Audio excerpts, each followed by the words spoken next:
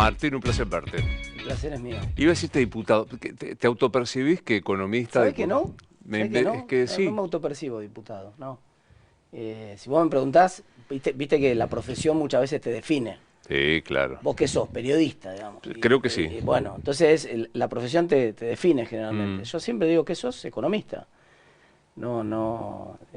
De hecho, la gente en una época, hace poco relativamente, hicieron una encuesta, que una de las mediciones que hacemos le preguntaban, y había 3 tercios. Un tercio decía periodista, que era periodista, otro tercio decía economista, y recién un tercio decía político o diputado. Pero está bueno que arranque. ¿Y cuándo te diste cuenta que querías estudiar economía?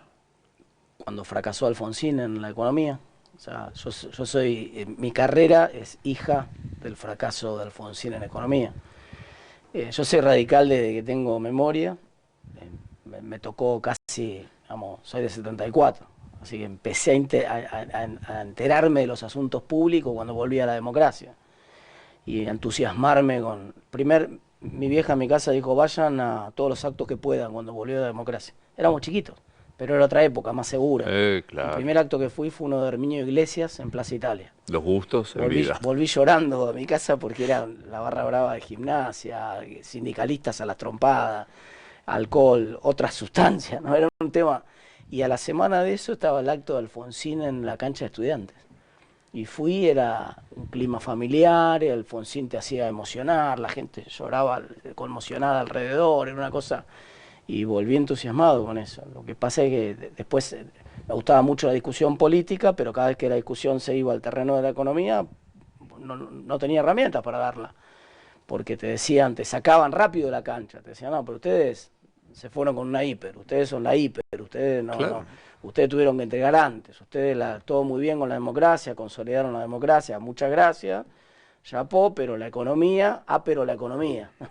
Entonces, pero la economía, la mejor manera de atacar el pero la economía es haciéndote fuerte donde vos sos más débil. Entonces Claro. y ese es un poco en general...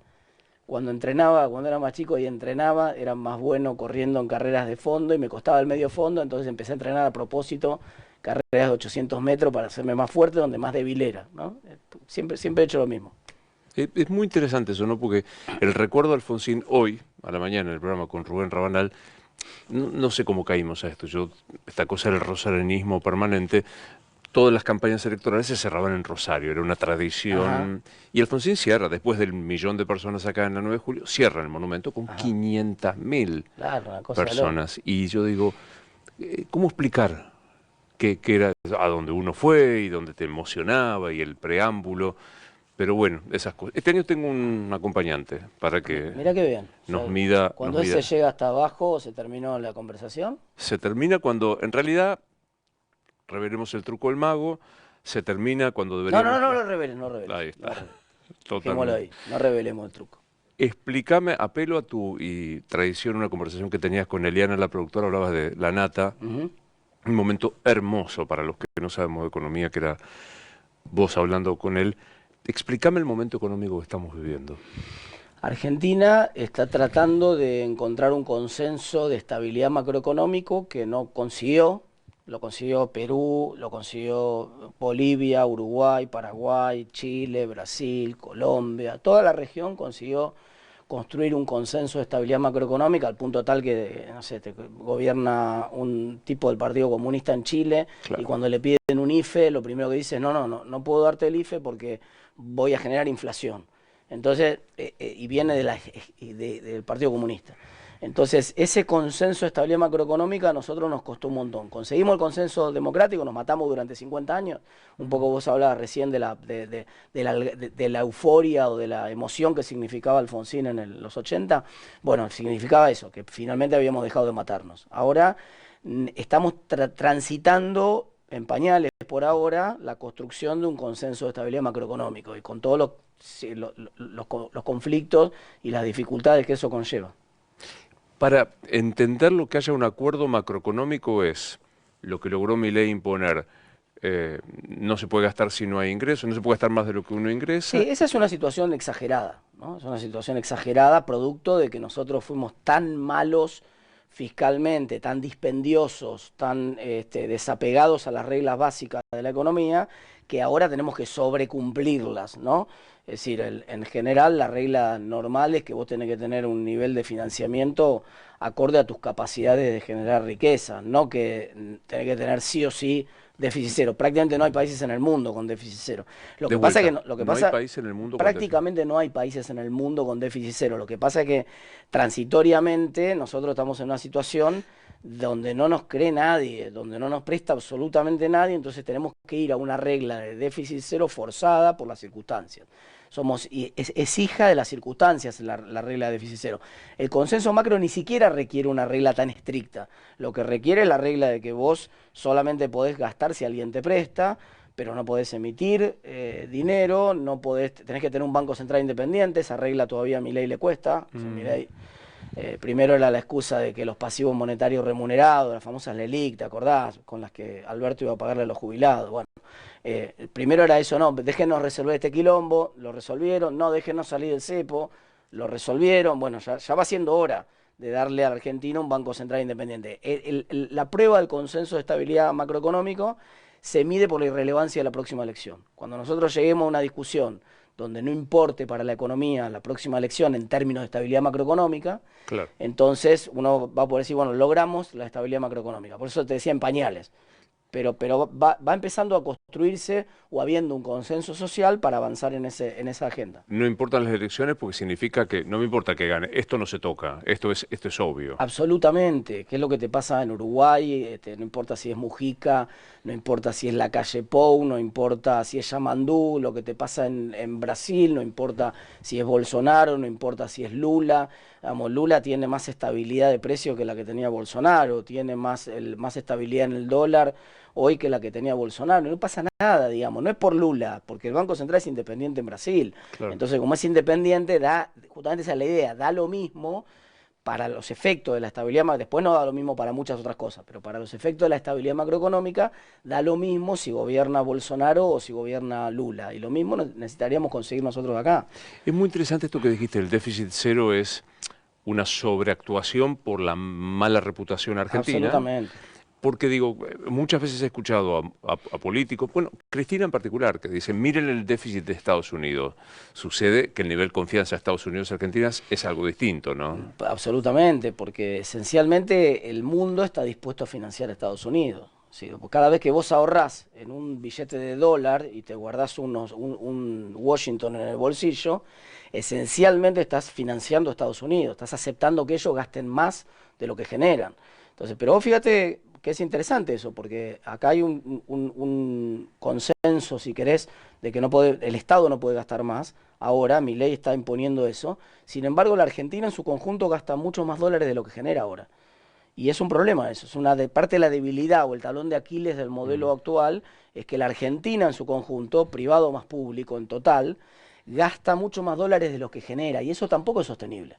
Por supuesto, para Estados Unidos sí, porque Estados Unidos puede seguir gastando más dólares de lo que genera por un montón de años, porque el resto del mundo está dispuesto a financiarlo, pero a menos que vos tengas un financista de ese nivel, o ese nivel de financiamiento, no podés. Ahora vuelvo al modelo en sí, pero ¿por qué se gastan más dólares de los que ingresan y por qué es un talón de Aquiles?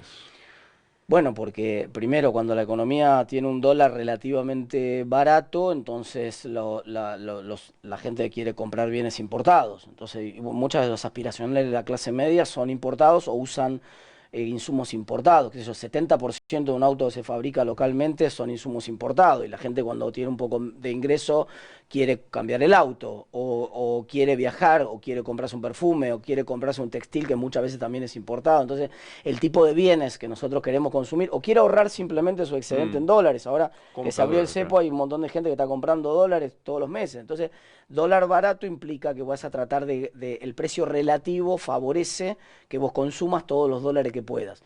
Por ahora hubo algunas cajas, para decirlo de alguna manera, el blanqueo, ¿no? El primer blanqueo del año pasado. Entonces ese blanqueo permitió que vos consumas un montón de dólares de más. Después las reservas, durante el kirchnerismo muchas veces fueron las reservas. Cristina, de hecho, atrasó 53% el tipo de cambio, más que Martínez de Oz, esto es notable. La película Plata Dulce en realidad tendría que ser Plata Dulce 2, entre el 2009 y el 2011 atrasó 53% el precio del dólar para que todos los aspiracionales de la clase media, que son precio dólar, fueran más, más poder de compra del salario en términos de autos, en términos de viajes, en términos de dólares en general. Entonces, ¿y qué hicieron? Pelaron todas las reservas del Banco Central. Entonces, vos vas eliminando stocks, vas sacando stocks. ¿Por qué es un talón de Aquiles? Porque cuando vos se te acaban todos los stocks, la única forma de que vos gastes más dólares de lo que generás es que en lo que se llama la cuenta capital, o sea, del lado del financiamiento, alguien te provea esos dólares. Puede ser inversión extranjera directa, pero Milei tiene un problema porque está recibiendo una cuarta parte de la inversión extranjera directa que recibía Macri, por ejemplo. Entonces el mundo económico todavía en parte no confía en Milei y en parte no confía en si a Milei le va mal, ¿no? Fíjate, la construcción política de Milei en realidad es esa. Él trabaja sobre esa idea, le quiere vender a la sociedad la idea de soy yo o esto se va toda la mierda. Ayer Sturzenegger, anteayer riesgo Cuca. Claro, el famoso riesgo Cuca, pero ese riesgo Cuca es justamente con el que arrancábamos conversando. Si el Banco Central fuera independiente, ese riesgo no estaría.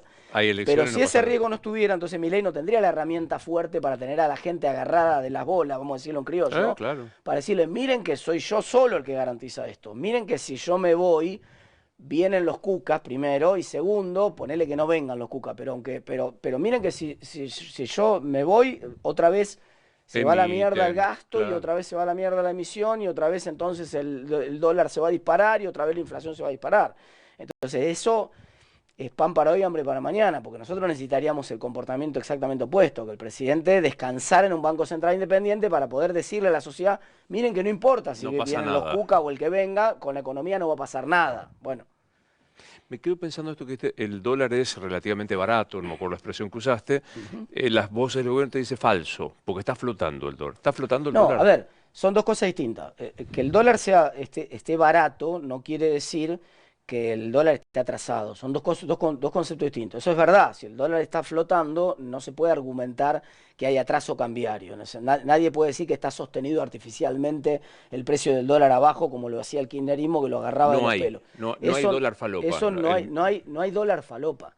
Lo que sí hay es, por la naturaleza del modelo económico y por los stocks, el blanqueo y otros stocks que se fueron utilizando, hay un precio relativo muy favorable, o para decirlo en castellano, hay un dólar relativamente barato respecto de otros bienes de la economía. Entonces, eso genera que los salarios, a pesar de que la plata no alcanza, o decís, che, la plata no alcanza, pero mirá que el salario en dólares, cuando lo medís en dólares, el salario promedio de la economía hoy, el último dato del CIPA, es aproximadamente 1.650.000 pesos, dato de abril.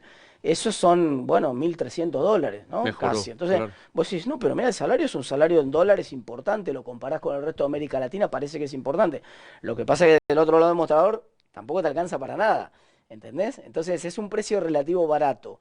Quiere decir que, entonces, todo lo que se pueda vender en dólares, la gente trata de consumirlo. Eso es lo que quiere decir. Pero ¿no? me quedo con esto.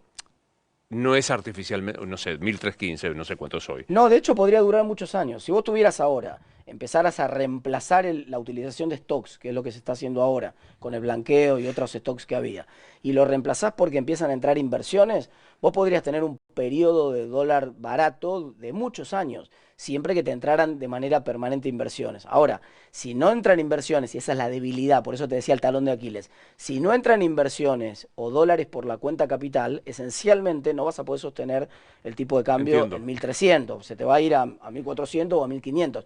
La buena noticia es que no va a haber una mega devaluación de un día para el otro, digamos, simplemente el dólar va a ir encontrando su precio de equilibrio. Si entran dólares a la economía, vas a poder tener un precio de equilibrio del dólar más bajo.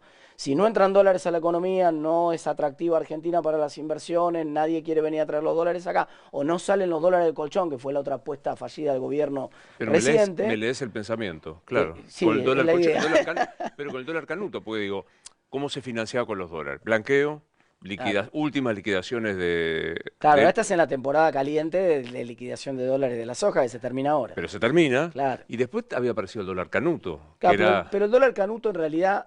No, vos cuando tenés dólar barato en Argentina comprás dólares, no vendés. Como la regla de oro del argentino, no escrita, pero es esa regla que está ahí, es cuando está barato el dólar, compras todo lo que podés. No importa si el dólar se va a disparar, no se va a disparar, es como un seguro, ¿no? Vos comprás. Cuando está caro el dólar, desarmás el canuto, porque tu canuto es potente en términos de capacidad de compra. Claro. Pero vos hiciste un canuto que puede ser razonable para vos, un montón de plata, te costó un montón guardarlo, si tratás de ir a comprar ahora con ese canuto no te compras nada. ¿Por qué? Porque el dólar está barato hoy. Entonces, con dólar barato la gente no tiende a desarmar canuto. Por eso la estrategia de dólar colchón o dólar canuto del gobierno no funcionó.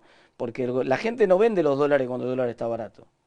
Está bien esta estrategia, digo, forma parte de lo políticamente, de la política económica, subo las tasas para los bancos para secar la plaza de... No, eso fue una mala praxis. El gobierno tuvo dos malas praxis en Mala política praxis. monetaria, sí, tuvo dos malas praxis. Una fue en abril del año pasado, en un momento que bajó 3 veces seguida la tasa de interés y entonces hubo una corrida, se fueron depósitos del sistema, fueron a buscar el dólar se disparó, abril del año pasado. El dólar se disparó, aumentó la brecha, todavía había cepo en ese entonces, subió como 300 puntos de riesgo país, es decir, fue una situación crítica, mayo, te estoy hablando de mayo, junio del año pasado. Y ahora volvió a pasar. Sí, ahora volvió a pasar porque por un tema técnico el gobierno tenía un tipo de instrumentos que usaba el Tesoro, que eran las famosas LEFI, y esencialmente entre que desarmó esas LEFI de muy cortísimo plazo y las quiso cambiar por otras letras distintas, el mercado no compró ese cambio. Entonces el mercado le dijo, che, yo tengo estas LEFI, vos me querés cambiar esas LEFI por algo que se llama LECAP, pero no es el mismo bicho. Esto tiene un precio de mercado que por ahí pierdo y no recupero todo el capital que tengo invertido, tengo un riesgo más grande si la pongo acá, son 30 días, no es una semana, es un periodo de tiempo más largo, en Argentina 30 días es lo mismo. Larguísimo plazo. Viste que acá se cuenta como la edad de los perros, que los perros multiplican por 7, ¿viste? Sí. Bueno, acá los tiempos son, un mes acá es como 7 meses en cualquier otro país del mundo. Entonces, el sistema financiero no se quiere quedar en un instrumento durante tanto tiempo. Entonces eso no funcionó. El esquema del gobierno, todavía estamos teniendo mucha volatilidad de tasas porque le sobraron al gobierno 5 billones que quedaron dando vuelta en la calle y que recién la semana pasada el gobierno en una licitación que no estaba en programa, que la hizo extra, pudo juntar esos pesos de la calle y tuvo que hacer, para convalidarlo, para lograrlo, tuvo que convalidar una tasa mucho más alta. Sí. Eso es de corto plazo por ahora. No tiene mucho impacto en la economía mientras sea de corto plazo y no sea una situación permanente. El comprar campeón, dólares, ¿qué fue? De Luis Caputo, ¿te acuerdas cuando dijo, está barato comprar campeón? Bueno, pero es que está bien. Eso es si vos, el resultado de un precio de equilibrio en el mercado, en un mercado libre, es el resultado que sintetiza el equilibrio de las apuestas. Finalmente vos haces una apuesta cada vez que tomás una decisión económica, porque vos no sabés el futuro. Entonces vos, si supieras el futuro, vos comprarías hoy, todos seríamos multimillonarios porque hubiéramos comprado acciones de Tesla cuando valían 2 mangos y antes acciones de Zoom antes de la pandemia y antes, digamos, todos, uno hubiera invocado las mejores inversiones posibles de cada año, muy rápidamente se hubiera convertido en multimillonario. Justamente el precio refleja toda la información que ya está. Entonces cuando alguien señala un precio de la economía y dice, che, ese precio está mal, vos lo que le decís es, loco, dale, poné la boca, poné el bolsillo donde ponés la boca. Apostá, si vos decís que está mal el precio, bueno, comprá tranquilo, no hay ningún problema, andá campeón, comprá todos los dólares que quieras, si vos crees que está barato. Si evidentemente es un precio de equilibrio, quiere decir que hay tantos que piensan que está barato como los que piensan que en realidad es un precio razonable, ¿no? Dijiste el talón de Aquiles que te faltan dólares, o sea que en algún momento necesitas, el cuento mitológico cuenta que no solo tenés que saber que el talón de Aquiles es la parte débil, sino que justo tiene que ir a parar la flecha. ¿Vos ves que el arco de la flecha se está dirigiendo a ese talón de Aquiles? Bueno, y el resultado electoral, ¿no? El resultado electoral puede acelerar, puede precipitar una situación donde el tipo de cambio vaya a buscar otro equilibrio. Es decir, el resultado electoral, imaginemos dos escenarios. Escenario número 1, al gobierno le va muy bien, y a la oposición, particularmente la más disruptiva para la economía, al kirchnerismo le va muy mal. Supongamos este escenario.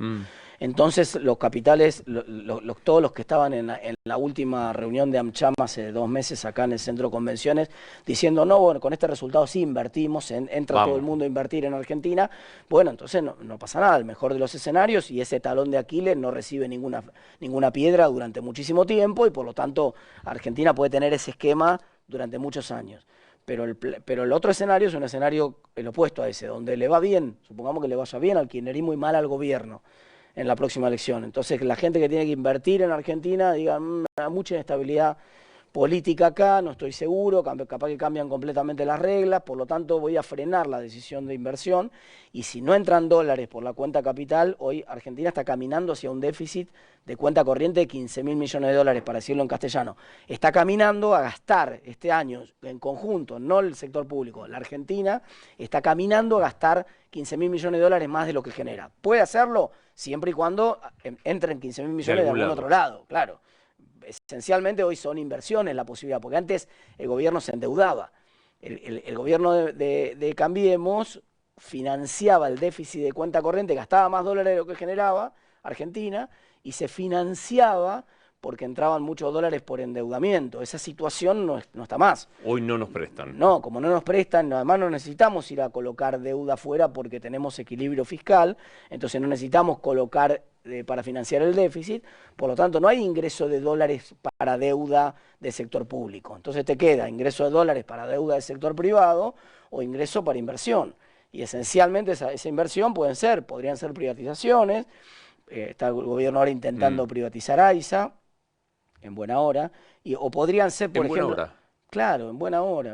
Hay bastante evidencia de que es una privatización la de aguas. Hay un paper inclusive de Galiani que mostró que cayó hasta 28% la mortalidad infantil en los sectores de bajos ingresos gracias al proceso de privatización en su momento de aguas, de la gestión de aguas en Argentina en los 90. Entonces, como regla general, el Estado debería concentrarse en producir aquello que el sector privado tiene dificultades para hacer. Entonces, y tratar de dejar que el sector privado provea lo que el sector privado puede hacer mejor. Fíjate, el Estado argentino tiene muchos problemas para hacer, no es bueno produciendo justicia, es lenta la justicia, no es bueno produciendo salud, no es bueno produciendo seguridad, no es bueno produciendo educación. Y a mí me gustaría un Estado para igualar oportunidades que sea bueno en todas esas áreas primero. Si después además quiere volar una aerolínea porque le sobra tiempo, recursos y todo lo demás, o quiere tener una empresa de lo que sea, que la tenga. Pero lo ideal me parece que primero se concentre en lo que tiene que funcionar. Para lograr este equilibrio fiscal, un recorte monumental. ¿Era el único modo? No, obviamente no. Bueno, fíjate que algo que empezó siendo una crítica hacia el gobierno lo tomó. El gobierno tiene estabilidad, Milei sobre todo tuvo estabilidad, está habilitado mucho en el 2023 de tomar la crítica y hacerse fuerte sobre la base de la crítica. Porque la crítica ¿cuál era? Mira, estás entrando a un quirófano con una motosierra. Nadie entraría a un quirófano con una motosierra porque vos en vez de succionar y sacar una infección le cortarías la pierna al paciente y con la motosierra probablemente le cortarías las dos piernas al paciente. Entonces es un despropósito entrar con una motosierra a un quirófano. Pero Milei cuando le hicieron esa crítica dijo, che, esto me gusta. Dijo, sí, está la infección generalizada que no hay tiempo ni capacidad de entrar con un bisturí. Ahora hay que entrar con una motosierra y cortar todo. Pero cuando vos cortás todo, vos le cortás 30% a la corrupción y a los curros que puede haber en el Estado, le cortás 30% a la parte burocrática del Estado que no produce bienes para la sociedad, pero también le cortás 30% a los médicos del Garrahan. También le cortás 30% a los profesores universitarios. También le cortás 30% a los jubilados. Entonces, cuando uno dice, che, ¿no era más fácil terminar con el curro de Tierra del Fuego, por ejemplo?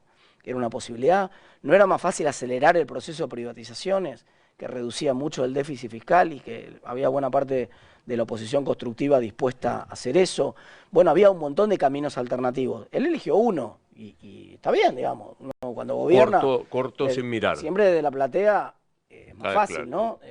Incluso con protagonismo, porque la platea que me toca a mí es una platea con protagonismo, pero siempre es más fácil mirar y decir, che, ahí te quedó sucio, que cuando vos estás ahí en el medio del lío, haces como podés. Pero claro, la motosierra obviamente tiene todas las contraindicaciones de entrar a un quirófano con una motosierra. Ahora ya entraste al quirófano, ya está. Terminaste con la infección porque ya el paciente no tiene piernas. Le cortaste las dos por las dudas. Así que muerto el perro se acabó la rabia. Ahora la discusión hacia adelante es, ahora no podemos ver y distinguir, no llegó el momento de distinguir qué sectores necesitan más inversión. Por ejemplo, los sectores vinculados a la discapacidad. El gobierno te dice, había un montón de curros. La mitad de las pensiones por discapacidad no son discapacitados, son un montón. Los prestadores, hay un curro tremendo de intermediación, de gente que en el medio, entre el discapacitado y el que provee el servicio para el discapacitado, gente comiendo de esos curros. Entonces, el gobierno dice, vamos a desarmar todo eso. Pero como tarda, porque el Estado es ineficiente también para desarmar, tarda en desarmar todos esos curros, en el medio te deja sin prestaciones a los discapacitados. Entonces, no llegó el momento de decir, bueno, está bien.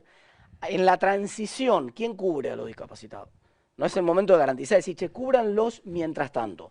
No aumenten la partida para discapacidad, pero garanticen que la misma plata que ustedes van a descubrir que son curros y que le van a sacar a los curros vaya automáticamente a discapacidad y que vayan en la velocidad que lo requiere la circunstancia. Bueno, me parece que llegó el momento de dar esas discusiones. El discurso, o por lo menos la estructura discursiva del gobierno, es de generados fiscales. Ustedes que levantan la mano por discapacitados, por la universidad, por los jubilados, por el 7% de los jubilados, o el bono de 70.000 pesos, A mí me parece que hay que distinguir dos cosas ahí. El que quiere jubilar gente que no aportó y le agrega gasto nuevo al Estado es un degenerado fiscal, efectivamente. El que quiere actualizar nominalmente una partida, si vos me acusás de degenerado fiscal, yo te mando a estudiar. Porque te digo, mirá, eso es ilusión monetaria. Es ilusión monetaria. Es decir, cuando vos decís actualicen por inflación la partida de jubilaciones, estás diciendo lo mismo que el gobierno se comprometió a hacer. El gobierno, de hecho, en el decreto de jubilaciones, el 274, esencialmente lo que hace es decirles voy a pagar la inflación a los jubilados, lo cual es razonable. Eso no involucra más gasto. Nadie le preguntó a Milei por qué en el decreto 274 no dice de dónde va a sacar la plata. Nadie le preguntaría eso, que no lo dice el decreto 274. Nadie se lo preguntaría porque no es un gasto nuevo. No está jubilando gente nueva. Lo que está haciendo es acompañando la inflación. Entiendo. Obviamente va a tener los recursos porque del lado de los recursos, cuando hay inflación, vos recaudás más también. Es obvio. Pero recaudás más nominalmente, no en términos reales. Recaudás más en términos nominales. Por lo tanto, podés pagar nominalmente más también. No es que podés aumentarle realmente a los jubilados. No es que podés jubilar más gente. Eso sí sería irresponsable. O sea, la moratoria, seguir abriendo moratoria, es degeneramiento fiscal, no sé cómo se dice. Exactamente. Okay. Exactamente. Acompañar al jubilado que esté en concordancia con la inflación es puro... Es lo mismo que ya hizo el gobierno. Lo único que nosotros le estamos diciendo es, che, escúchame, en el decreto 274 que hiciste vos, con la misma plata que vos te comprometiste a aumentarle a los jubilados con el decreto 274, que en realidad es solamente nominales, es la inflación, te olvidaste del 7% de la inflación del mes de enero, le pagaste nada más que la mitad de la inflación que era tuya del mes de enero. De cuando arrancaste vos, 2024, ¿te acordás? Sí, era vos, ¿no? El presidente, bueno, en ese mes que hubo 20% de inflación, ¿cuánto le diste a los jubilados? ¿Te acordás? ¿Le diste el 20%? Ay, no le diste el 20%. Te comiste 8 puntitos de inflación ahí. Dale, ya pasó un año. No te pido que le des a los jubilados, le devuelvas todo el año que le afanaste. Ese 8% todos los meses se lo afanaste. No te pido que le devuelvas el 8% todos los meses. Actualizado, claro. Dale. No llegó la hora de que con tu mismo criterio, con tu mismo decreto, con la misma plata que tenías vos para pagar ese decreto, con esa misma nominalidad, no llegó la hora de que no te hagas el distraído más. Entiendo la crisis cuando sumiste no lo podías pagar en el momento, pero ahora, dale, ya está. Ese momento de decir los jubilados, ese 7% hay que dárselo. Y ellos saben que es así. ¿Le podés decir en este tono a alguien del gobierno? O sea, ¿conversan? ¿Hay algún interlocutor? Sí, conversás permanentemente con los ministros de gobierno, con los funcionarios, con los directores los subsecretarios que tiene el gobierno, conversás y también conversás con los diputados del gobierno mano a mano. ¿Qué te dicen? Cuando vos decís esto que para mí es de perogrullo. Que tenés razón. ¿te dan la razón? Obviamente. Nadie te discute en el mano a mano esto, porque no se puede discutir, porque si vos me decís, cuando vos me decís, vos caes en un argumento de ilusión monetaria, si vos me lo hacés públicamente, por eso tienen la dificultad muchas veces de querer debatir, ¿no? No quieren debatir públicamente estos temas. En el off te lo discuten, y te dan la razón muchas veces, pero públicamente no se animan a discutir con ningún economista nunca estos temas. Porque cualquier economista le diría, es ilusión monetaria. No me pidas que te diga de dónde va a salir la plata para pagar un crecimiento nominal del gasto. La corrección sale de la nominalidad. Pedime si yo quiero jubilar más gente. Eso está bien, tiene razón. Por eso yo creo que él tiene que hacer un veto inteligente. Es decir, lo de degenerado fiscal que tiene esta ley que salió del Congreso, la plata para financiar el déficit de las cajas provinciales, la plata para las moratorias, seguir jubilando gente que no aportó. Eso no, eso tiene que sacarlo. Eso tiene que vetarlo y está bien que vete eso. Ahora, El 7% de la nominalidad, no, porque eso, la plata sale de la misma plata con la cual él hizo el decreto 274. Es exactamente igual, conceptualmente es lo mismo. Cuando él hizo el decreto 274, que dispuso el esquema de todos los meses, les voy a pagar la inflación a los jubilados, nadie le preguntó a él de dónde salía la plata. Sería una pregunta estúpida, porque es obvio de dónde sale la plata, si es un aumento nominal. No estamos jubilando más gente, simplemente le vas a pagar la inflación del mes pasado a los jubilados, eso es lo que dice el decreto 274. Que vos colectaste que por el vos aumento. Obviamente tenés, porque tu recaudación todos los meses también va subiendo con la inflación. Después discutimos si más o menos, pero por ahí. Es inevitable, los otros días alguien ahí sentado, López Murphy, me dijo, si se sostiene el equilibrio fiscal, es inevitable que baje la inflación. ¿Es? Sí, este gobierno va a terminar con la inflación. Yo estoy convencido que el gobierno va Milei va a terminar con la inflación. Sí, va a terminar con la inflación. Porque esencialmente no está emitiendo para financiar déficit. Y como no está emitiendo para financiar déficit, la inflación se va a ir terminando. Esa es la máxima de toda América Latina. O sea, no es una cosa de... No es que aparece alguien que está haciendo que el sol no brille. O alguien que está haciendo que los días duren 48 horas. O alguien que está haciendo que... No. Es decir, cuando vos miras alrededor, vos decís, che, Chile, che, Perú, ¿no? Sí, claro. Che, Perú, porque Perú también tenía los problemas políticos, institucionales de Argentina, una economía muy dolarizada históricamente, con mucho contrato en dólares, todo lo que uno le dice, pero Argentina, podría decir, pero Perú, digamos, ¿no? Y sin embargo, le encontraron la vuelta, digamos, ¿no? ¿Y qué encontraron? ¿La fórmula de la Coca-Cola? No, simplemente desconectaron la política monetaria de la fiscal. O sea, lo hicieron con independencia del Banco Central, que es lo que a nosotros nos falta, para garantizar de que no vuelva la inflación. Entiendo. Pero yo estoy seguro que este gobierno va a tener, este año ya tiene menos de la mitad de la inflación que el año pasado, y el año que viene va a tener la mitad de la inflación que tiene ahora, y en el 2027 no va a tener inflación, va a tener inflación normal de país, igual que la inflación que tiene cualquier país de la región. Claro. Del otro lado está el tema de el golpazo a la actividad, que se siente en algunos casos fortísimo. ¿Hay alguna... El presidente parece que se ocupa de la macroeconomía, ¿no? ¿Vos ves algún atisbo de que se pueda reactivar? No, hasta las elecciones no. Después de las elecciones, bueno, se descomprime todo. Ahí vamos a definir en las elecciones cuál es el conjunto de precios relativos que le van a quedar a la economía, para decirlo en castellano. Después de las elecciones se va a ver si Argentina es una economía de dólar barato por muchos años, o es una economía que va a acomodarse con un dólar un poco más caro. Eso se va a definir en función del resultado electoral. Básicamente, por lo que te dije antes, porque si el resultado electoral es bueno para el gobierno, van a entrar inversiones y el dólar barato puede persistir un buen tiempo y la economía se va a reactivar con las inversiones que vas a tener después de las elecciones. Ahora, de acá hasta las elecciones, me resulta difícil. La economía ya está parada, esto es un dato objetivo de la realidad. Cuando uno mira el estimador mensual de actividad económica, o cuando uno mira el de Ferreres también, el del sector privado, un montón de índices tanto del INDEC como privados te muestran que la economía hace esencialmente 4 meses que está en el mismo nivel. Digamos, está parada hace 4 meses.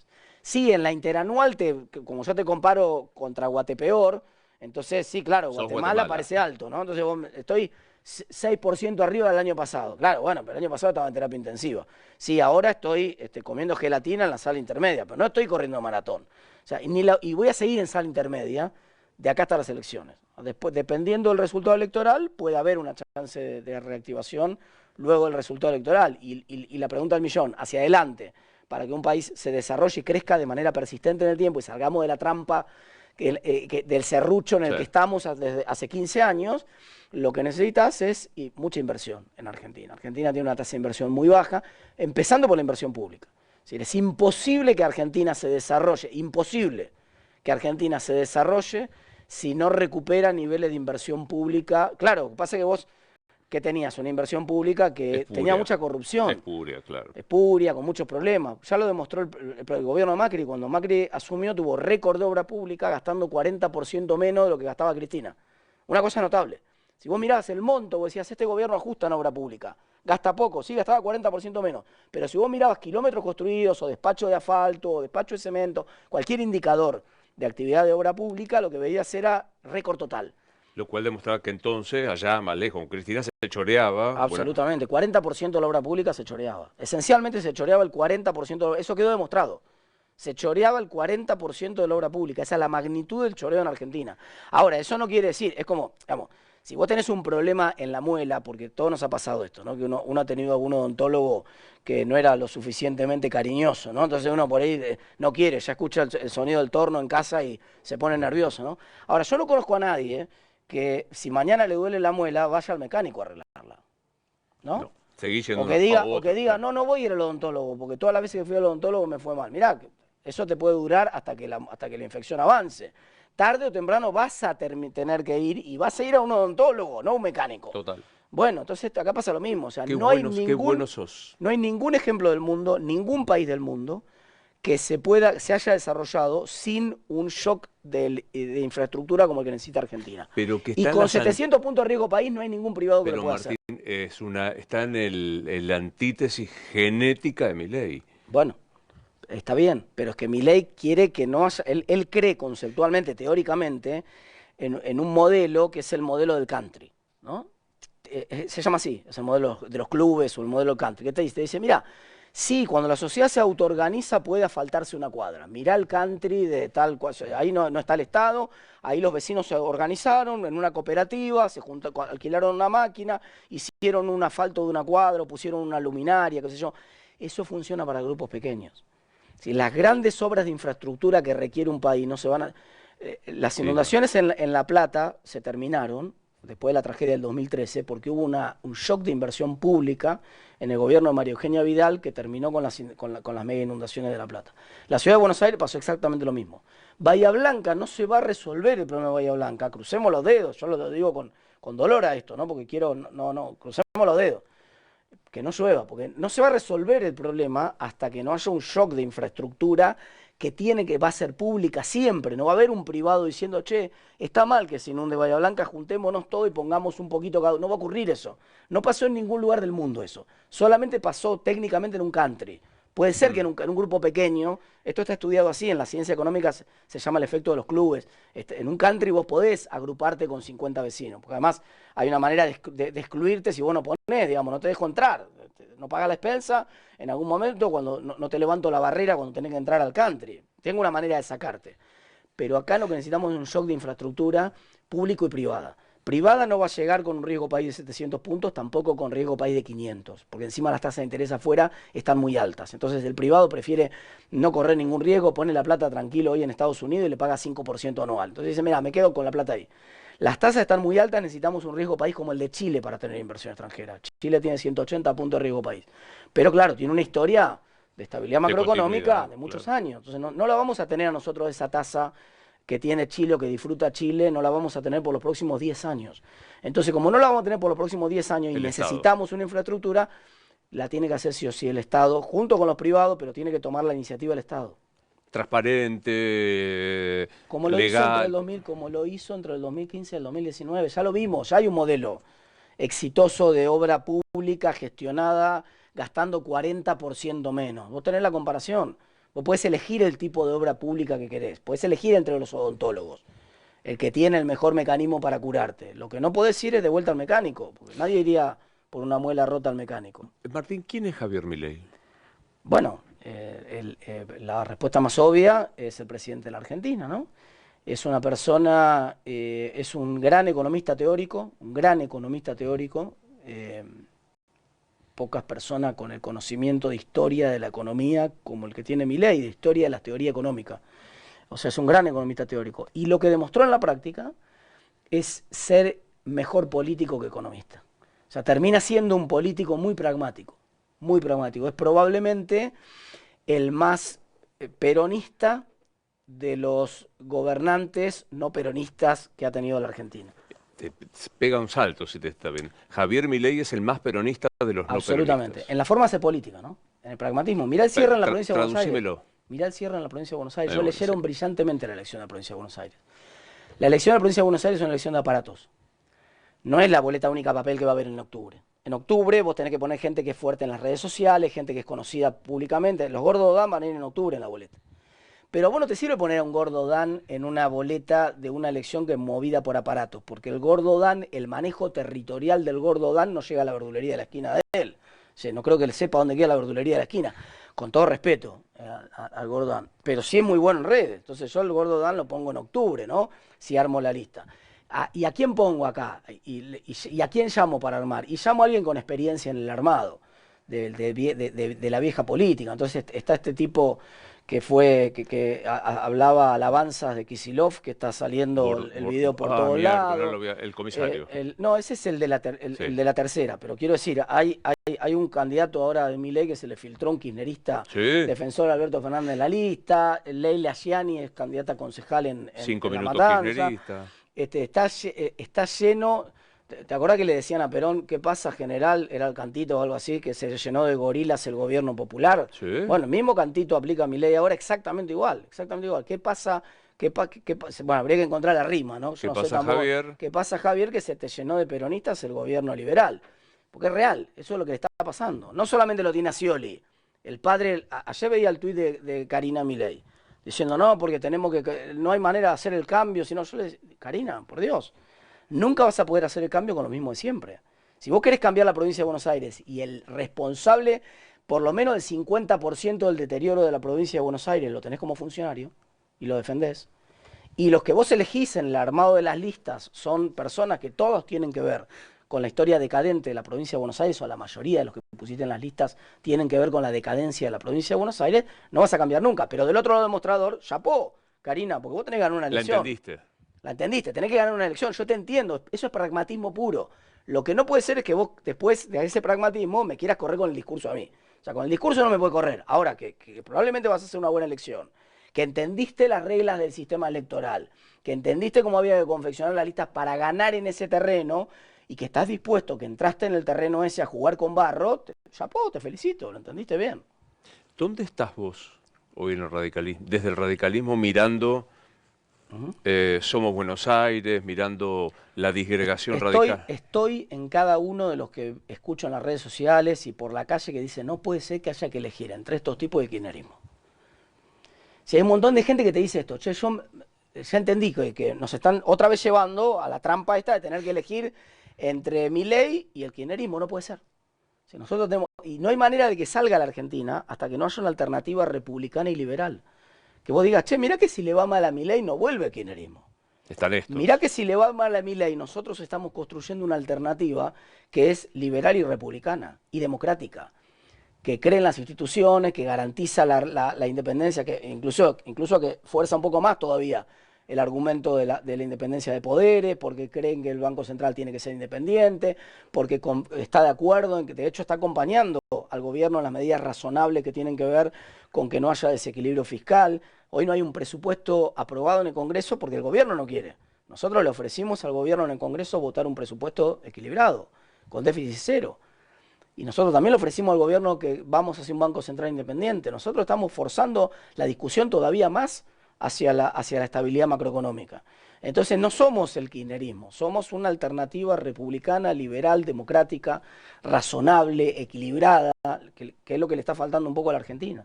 Esto traducímelo en tu voto para septiembre. Bueno, hay un armado en la provincia de Buenos Aires. Yo no voy a votar en la provincia de Buenos Aires, porque estoy en la ciudad de Buenos Aires viviendo hace más de 10 años. Pero en la provincia de Buenos Aires hay opciones que no representan ni el extremo de Milei, ni el extremo kirchnerista. Por ejemplo, la de Somos Buenos Aires es una opción intermedia bastante razonable que trata de encontrar esa diagonal, digamos. Yo creo que el desafío, ¿dónde está la demanda electoral? Está clarísimo. Nunca estuvo tan claro en la Argentina dónde está la demanda electoral. Hay una demanda electoral muy grande por sensatez. Por decir, che, terminemos con esta... sí, hay cosas que está bien, que está haciendo bien el gobierno Milei, y no hay que tirar toda la basura. Pero hay que crear una alternativa, tampoco hay que volver al kirchnerismo. Cuando nosotros criticamos algunas cosas que están mal de Milei, no quiere decir que hay que volver al kirchnerismo. Hay que encontrar una diagonal. Lo que falta es la oferta. ¿Cuál es esa diagonal? La oferta, ese es mi desafío, tener la capacidad de construir esa diagonal, de construir esa oferta. Si tengo ese éxito, creo que nos va a ir bien a todos. Es más, en el afán de tratar de construirla, en mis conversaciones con todos los líderes políticos de la ciudad de Buenos Aires que vengo llevando en el último mes, lo que les digo a todos es, yo si logro que se junte todo el mundo en esta diagonal de la sensatez republicana, liberal, que no es ni kirchnerista ni de Milei, y que es una alternativa que puede poner 1 o 2 senadores en la próxima elección en la ciudad de Buenos Aires, yo estoy dispuesto a ni siquiera ir en la lista. Yo no quiero que parezca como que es una intención mía de ambición política. Yo estoy dispuesto a correrme, yo me corro, quiero ayudar como en la misma línea que ayudó Patricia en su momento en la elección del 2021, que dijo, yo no voy de candidata, quiero ayudar a que Juntos por el Cambio meta 5 senadores más. ¿Te acordás que era la manito? Bueno, ahora tenemos que hacer lo mismo en la ciudad de Buenos Aires, tenemos que construir una alternativa que no sea ni de Milei ni kirchnerista, que tenga la capacidad de ganar 1 o 2 senadores en la ciudad de Buenos Aires para empezar a construir en la Argentina esa alternativa republicana y liberal, esa tercera posición que le está faltando a la Argentina. ¿Milei juega en la cancha republicana o juega en otra cancha? Juega en la cancha pragmática, juega en la cancha del pragmatismo. En la cancha del pragmatismo, en la cual estira el reglamento, lo estira el reglamento hasta el límite de que se rompa, ¿no? Porque abusa del decreto de necesidad de urgencia, por segundo año consecutivo tiene un presupuesto renovado por decreto, digamos, juega muy al fleje del republicanismo. Sí, no es un autócrata. No, yo creo que no se puede hablar de un autócrata para alguien que tiene menos de 1/3 del Congreso, ¿no? Y que mal que bien se banca las decisiones del Congreso y las decisiones de la justicia. Después está en su derecho, por supuesto, va a vetar la ley, no hay ningún problema, como ya vetó otras veces. Pero después fue la regla de juego, fue el veto al Congreso y hubo que juntar un número para resistir el veto. ¿Se juntó o no se juntó? Esas son las reglas de la democracia. Está dentro de la Constitución. Mientras eso funcione bien, no pasa nada. ¿Cuánto te jode la batalla? Digamos, no maneja... Uno puede pensar hacia adelante, ¿no? Preocuparse hacia adelante. Yo entiendo, esto puede terminar en una autocracia. Yo entiendo ese planteo de algunos, pero, digamos, un presidente que tiene menos de 1/3 del Congreso, no maneja la justicia, no puso ningún juez, obviamente, ni siquiera pudo acordar los jueces de la Corte Suprema, es el único presidente que no pudo acordar ningún juez de la Corte Suprema, que no tiene poder de manejo de los medios, bueno, maneja redes, pero las redes son muy democráticas, hoy la maneja él, mañana la maneja vos, o sea, es difícil atribuirle un sesgo autocrático a alguien que en la práctica concentra tan poco poder, es tan poco hegemónico. Ahora, bueno, veremos más adelante. ¿Cuánto te jode la batalla cultural?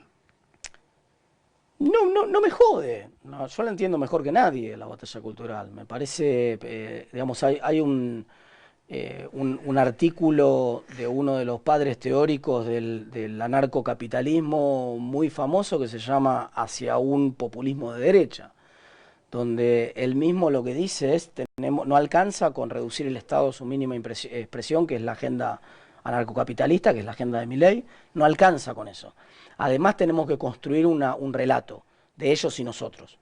Además tenemos que construir ese cariz populista, porque para perpetuarnos en el poder, para que esto sea sostenible en el tiempo, es decir, que está dentro del propio plan lógico de ellos tener una pata populista. Y eso lo entiendo, digamos, no es lo que me gusta a mí, pero son las reglas de juego, digamos, se juega así la política, lo entiendo. La gente no analiza todas las líneas del presupuesto y del gasto, la gente analiza discursos, analiza relatos, analiza narrativas. El mundo se mueve por narrativas, no solamente la política. En la familia, vos cuando necesitas que tu familia tome una decisión importante, no abrís un Excel. Construís una narrativa, y la narrativa más exitosa es la que marca el rumbo de lo que termina siendo la familia. Lo mismo en el trabajo, en todos lados. Aun cuando sea desde la cúspide del poder, el insulto, el desprecio, el agobio de las redes. Eso no, a ver, ellos lo que están haciendo es algo que se llama, que Freud llamaba el psicología de las masas, ¿no? Entonces, y hay un artículo muy interesante, donde muestra que vos te comportás muy distinto cuando sos un individuo que cuando vos estás en un colectivo. Cuando vos estás en la cancha, vos en la cancha sos exactamente igual que Milei. Todos somos Milei en la cancha. Todos insultamos con insultos homofóbicos al de enfrente. Todos tenemos la fijación de que le vamos a romper al rival, ¿no? Es así, la cancha de fútbol, el que diga que no fue nunca una cancha de fútbol. La cancha de fútbol, ahora no hay público visitante, esto está más diluido, pero es así. Eso es así, digamos, ¿no? O sea, ahora vos, si vos te miraras a vos mismo en la cancha desde afuera, un día te filman, ¿no? y vos después estás comiendo con tu familia a la noche y te filman, vos hecho un energúmeno en la tribuna o gritando este tipo de disparates en la cancha, vos no te reconocerías a vos mismo. Vos dirías, qué barbaridad, ¿quién es este señor? Sos vos. No, no puede ser, te pondrías colorado, te daría una vergüenza bárbara y cambiarías de canal. Entonces, ellos funcionan como psicología de masas. Y las redes son propicias para eso. Vos en las redes es una tribuna, lo que pasa es que está abierta todo el día. El partido de fútbol, la ventaja que tenía los 90 minutos. era que los 90 minutos se terminaba y cada uno se iba a su casa. Y un rato después. Vos eras un energúmeno 90 minutos en la cancha, pero después eras un señor con los chicos, te ibas de la mano y te sentabas en un barcito a tomar algo. Ahora es una cancha abierta, las redes sociales son una cancha abierta 24/7.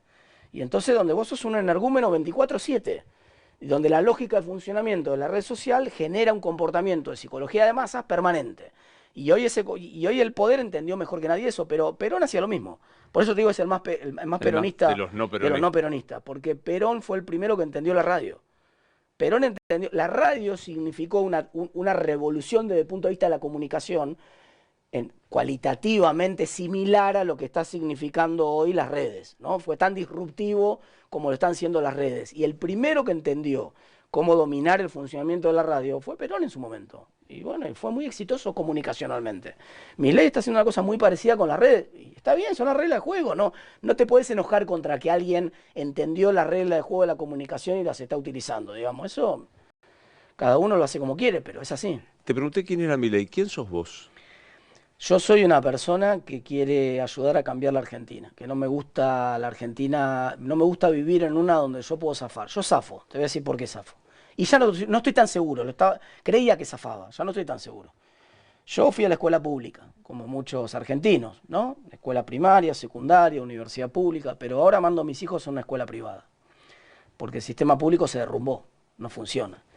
Y yo podría quedarme en mi casa. Es decir, total, yo me salvo, mando a los chicos a la escuela, pero yo quiero ayudar a cambiar, yo quiero que esa Argentina cambie, porque esa Argentina se está centroamericanizando, está siendo una Argentina de estratos quebrados, se está rompiendo el ascensor de movilidad social. El famoso Mi Hijo el Doctor, digamos, esencialmente ¿qué era? Era un vehículo de cohesión social, porque lo que te decía era, no importa, está jodida la situación, pero no rompas el sistema, no rompas el edificio, porque en el ascensor viene tu hijo.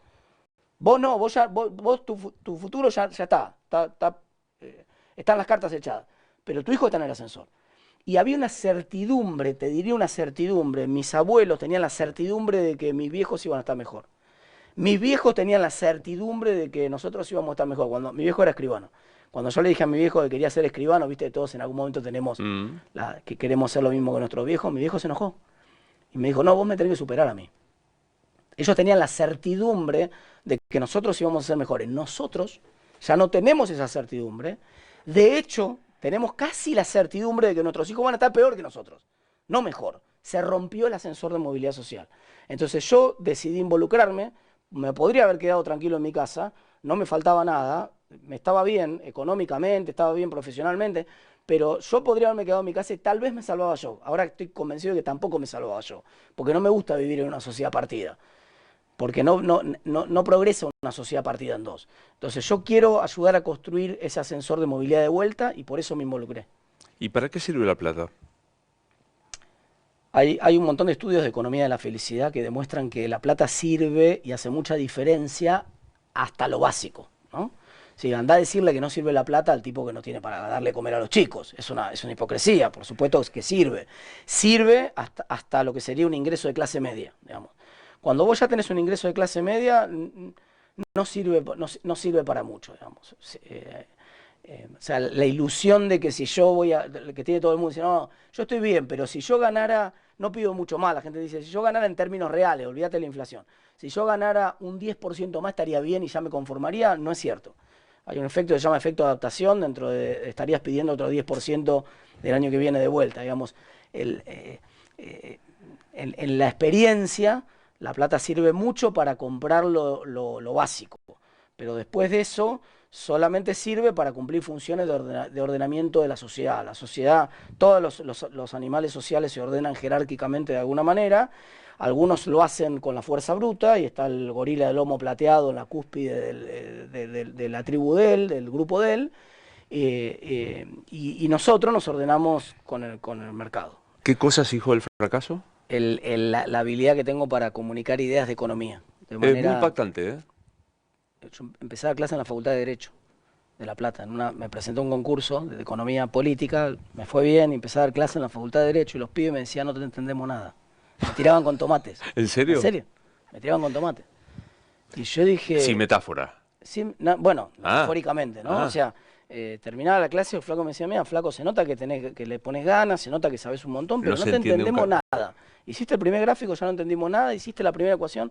Cuando terminó ese verano, que fue un fracaso total como docente, dediqué las vacaciones a escribir un libro de economía para abogados.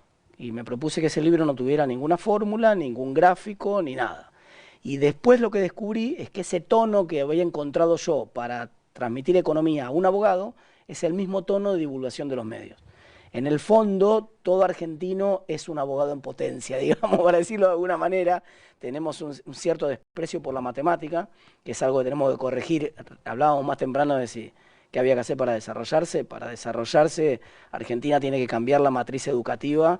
Nosotros tenemos que tener el cuádruple de ingenieros que de abogados. Tenemos que hacerlo al revés de lo que nos pasa ahora. Y para eso tenemos que fortalecer la formación docente en matemática, cambiar un montón de cosas en matemática. Pero es cierto que la sociedad argentina promedio, el argentino promedio es flojo en matemáticas. Y por eso el argentino promedio sigue derecho, ¿no? Y por eso el tono con el cual vos convencés o educás o explicás a un abogado es el mismo tono con el cual vos explicás al argentino promedio. Te agradezco como abogado lo que dijiste, pero es cierto. ¿Tus viejos viven? No, lamentablemente no. Entra por ahí tu viejo, ¿qué le decís? Que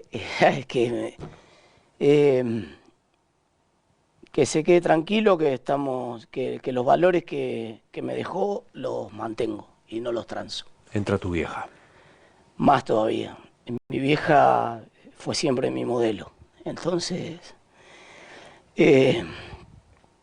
la acompañaría a caminar por la calle conmigo, para que vea que camino con la frente alta, que llevo a los chicos a la escuela, que voy a hacer las compras al supermercado, que soy una persona más. ¿Cuántos chicos tenés? 3. ¿A qué se parece cuando un hijo te dice papá te amo? Yo soy de una época que los viejos no te lo decían tanto, ¿no? Ni por casualidad. Era más frío. Y yo todo el día a mis hijos se lo digo 300 veces por día. Les doy 350.000 besos a cada uno, les digo, soy un padre insoportable, ¿no? Pero bueno, siempre es como el péndulo, ¿no? Nos vamos de un extremo al otro. Entra por ahí Martín a los 16 con 30 de ¿cuántos años tenés? ¿Decís la edad o no? 50. Con 30 de experiencia, ¿qué le decís? Que es que nunca afloje, aunque parezca difícil, que se agarre, cuando haya más tormenta, se aferre a las convicciones. Que la manera de salir de una tormenta es agarrado a las ideas. Ayer estuve con Ernesto y con Ernesto tenemos María O'Donnell, me pegó María, me dijo ese cuestionario final espantoso que haces, pero lo voy a hacer igual. O sea, ni siquiera el amor y la admiración que le tengo a María es choreado de varios entrevistadores. ¿Cuál es tu palabra favorita? Pasión, la pasión. La que más pasión detestás. A todo lo que hago. La que más detestás. No puedo. Cuando ¿El dice, no sonido puedo. que más te gusta? Sobre todo cuando me lo dice un hijo. Cuando un hijo mío me dice no puedo, es algo que me mata. O sea, trato de transformar ese no puedo en otra cosa. ¿Cuál es el sonido que más te gusta? El sonido el sonido y el olor al mismo